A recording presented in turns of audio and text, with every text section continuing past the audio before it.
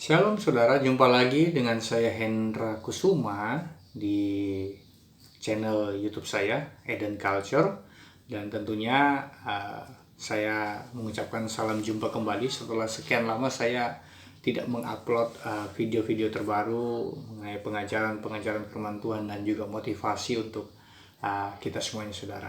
Dan saudara yang Tuhan, saat ini saya ingin berbagi dari satu kebenaran di dalam Injil Yohanes pasal yang ke-14. Dikatakan bahwa janganlah gelisah hatimu, percayalah kepada Bapa dan juga percayalah juga kepadaku. Nah, Yesus memberikan sebuah statement yang luar biasa untuk kita orang percaya hari-hari sekarang ini tentang bagaimana Dia memberikan sebuah pengharapan untuk kita tidak perlu takut dan kita tidak perlu gentar, kita tidak perlu khawatir, tidak perlu gelisah, saudara. Saudara, kekhawatiran dan ketakutan tidak akan pernah mengubah apapun atas hidup kita, kecuali satu, mengubah tekanan darah kita, saudara.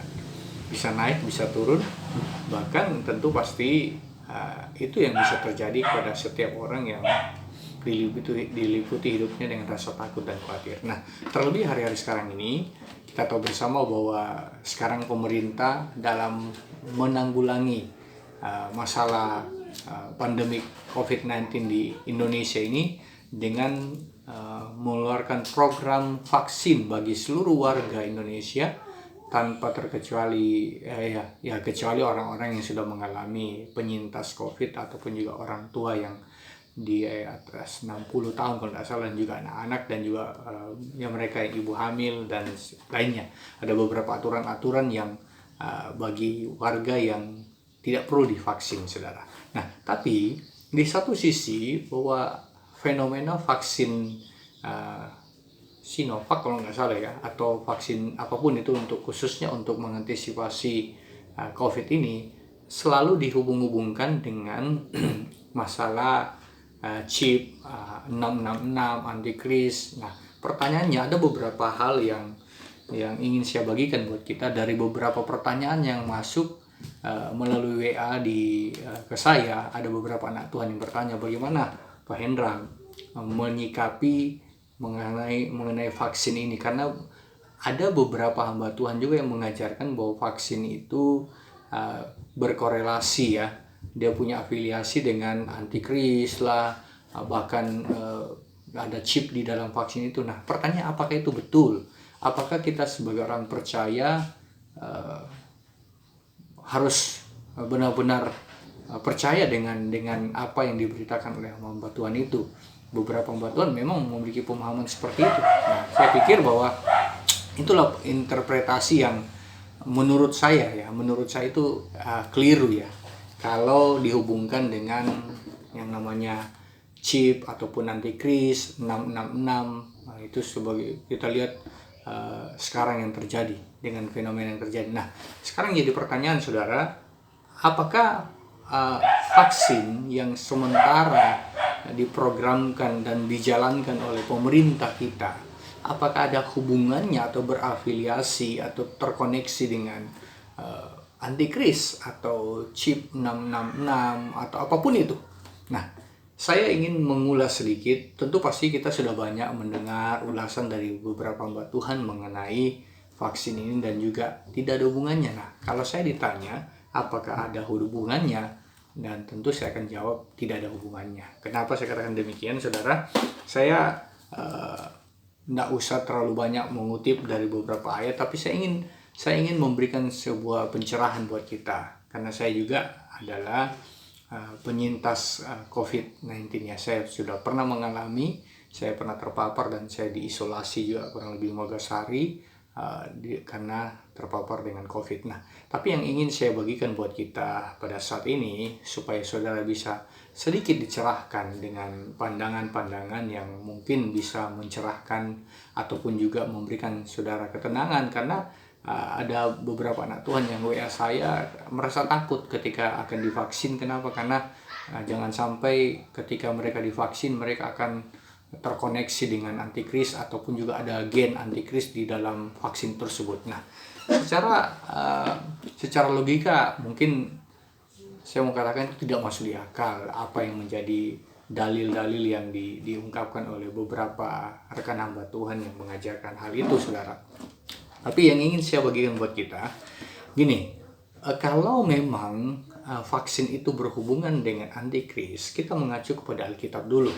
Karena Alkitab berkata bahwa orang-orang yang dikatakan ya, ini dalil dari hamba Tuhan yang memegang pandangan bahwa vaksin itu punya hubungan dengan antikris karena itu seperti tanda di lengan ataupun juga di dahi, begitupun juga vaksin ini. Nah, saudara, kalau saya melihat di dalam firman Tuhan, di dalam Alkitab, memang betul dituliskan bahwa antikris itu akan memakai tanda di dahi dan juga di lengannya. Nah, di dahi dan juga di lengan. Nah, itu biasa, dan bahkan dihubungkan dengan barcode lah atau apa, karena vaksin itu ada barcode-nya sehingga akan ketahuan vaksin ini divaksinkan kepada siapa, datanya ada. Nah, sebenarnya bagi saya itu tidak masalah, tapi kalau sudah dihubungkan dengan chip atau antikris, nah itu yang bermasalah, saudara.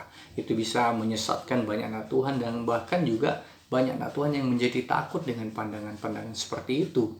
Nah, padahal firman Tuhan harus melegakan, firman Tuhan selain menegur, tapi juga menguatkan dan memberikan pengharapan, justru bukan menakut-nakuti kita. Nah, saudara, dari kebenaran itu kita lihat bahwa tanda yang dipakai oleh antikris memang betul di dahi dan juga di lengan. Tapi, saudara, ingatkah kita firman Tuhan juga menuliskan bahwa taruhlah firman itu di dalam loh hatimu menjadi tanda pada dahimu dan lenganmu. Kan seperti itu firman Tuhan juga berkata, saudara.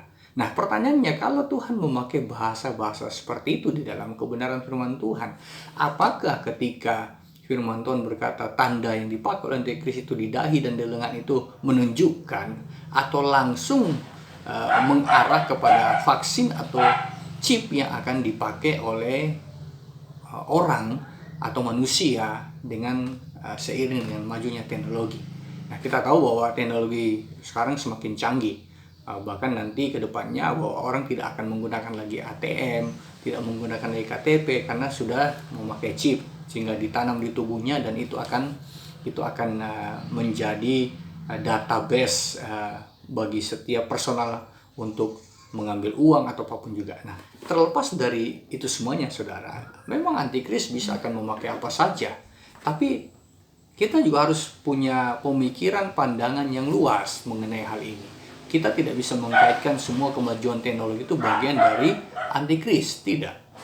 Itu bagian dari kemajuan zaman yang memang sudah dituliskan di dalam kitab Daniel bahwa pada akhir zaman pengetahuan manusia itu akan semakin bertambah-tambah, dan itu tertuliskan memang di kitab Daniel, saudara. Nah, jadi kalau saya melihat bahwa vaksin yang sekarang sementara dijalankan oleh pemerintah Indonesia untuk mengantisipasi dan melindungi warga Indonesia dari bahaya COVID-19 itu tidak ada hubungannya dengan chip ataupun antikris, saudara. Kalau kita ditanya apakah antikris itu ada, betul ada, bahkan bukan cuma sekarang. Sejak zaman bapak-bapak gereja mula-mula sudah banyak orang-orang yang anti dengan Kristus. Jadi kita tidak bisa katakan ini zaman antikris, sejak dulu sudah ada. Cuma untuk berkuasa dan menguasai dunia ini mungkin belum sepenuhnya. Tapi itu akan tergenapi, memang betul. Tapi yang saya mau katakan, selama teknologi itu semakin berkembang dan maju, apakah kita mau bertahan dengan pola konvensional? Tentu tidak. Itu bagian dari kemajuan teknologi dan itu harus kita hargai. Nah, dan itu kemudian ditanyakan kepada saya, terus bagaimana Pak seandainya ternyata chip itu, apapun itu bentuknya, terafiliasi dengan antikris? Nah, saya bilang begini sama anak Tuhan tersebut, saudara, apakah ketika teknologi semakin canggih dan mengharuskan kita menggunakan chip itu, terus ternyata benar bahwa chip itu terafiliasi dengan antikris? Saya mau katakan begini, apakah Tuhan yang kita sembah, Tuhan yang besar, tidak sanggup mengeluarkan chip yang ada dalam tubuh kita untuk akhirnya membebaskan kita dan mengangkat kita ketika kedatangan pada kali yang kedua? Tentu dia sanggup. Nah, artinya darah Yesus, pengorbanan Yesus, bahkan kuasa Yesus itu jauh lebih besar dari chip yang tertanam dalam tubuh kita ataupun vaksin yang sudah dimasukkan dalam tubuh saudara. Tetapi ingat bahwa kalau kedatangan Tuhan pada kali yang kedua mengangkat orang percaya, dia akan membebaskan kita dari semua hal-hal tersebut. Meskipun itu chip itu sudah memang benar umpama ternyata itu dipakai sebagai alat antikris untuk mendata semua orang untuk jual beli. Saya pikir itu tidak masalah, saudara.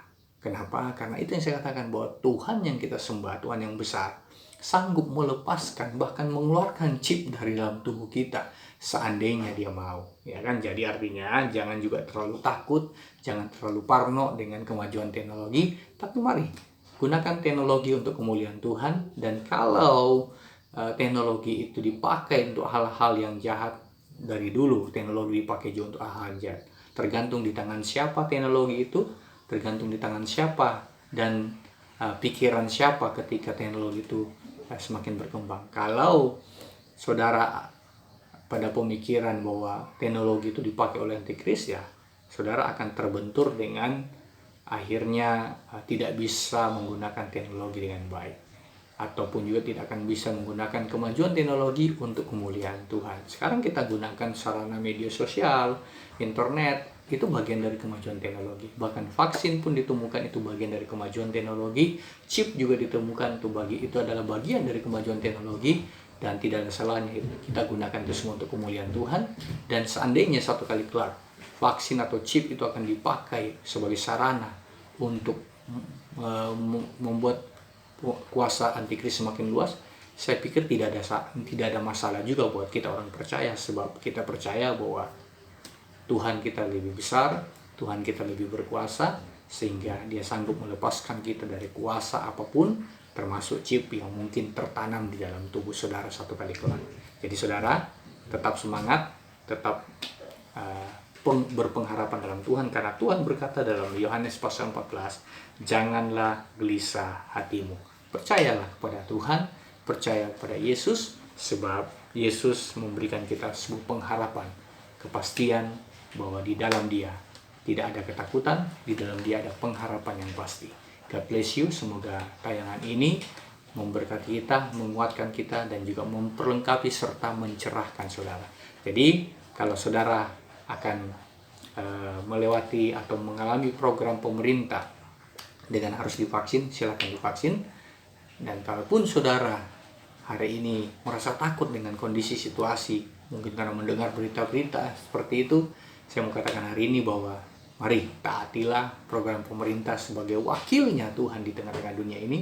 Dan sebagai warga negara yang baik, mari kita lindungi diri kita dan lindungi sesama kita di sekitar kita, keluarga kita, dengan kita mengikuti program pemerintah, yaitu mari ikuti vaksin untuk anti COVID-19. Tetap semangat, tetap bersukacita, dan tetap berpengharapan di dalam Tuhan. God bless you. Tuhan memberkati kita semuanya. Amin.